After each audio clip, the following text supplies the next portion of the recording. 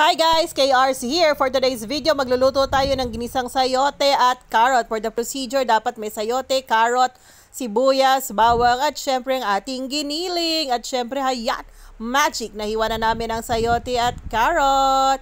At napit-pit na rin natin ang ating sibuyas at ang ating bawang plus di giniling. For the procedure, maginit tayo syempre ng pan at kailangan natin lagyan ng mantika, gisahin ang bawang at sibuyas.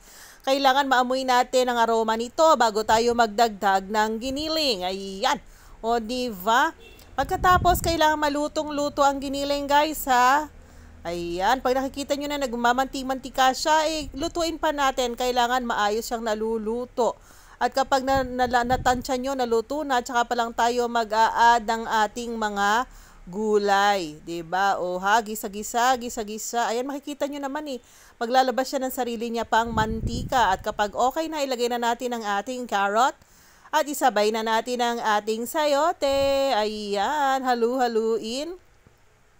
Dagdagan ng konting tubig para hindi siya matuyo, 'di ba? Pero lalabas ang water niyan kasi may water din naman ang sayote ang ating carrot. And then pagluto na at palambot na, that's the time naglagay tayo ng pampalasa like paminta, betchin, o kaya naman asin. Yan ang ating finished product. Sinamahan namin ng piritong isda. Halika po, kain tayo!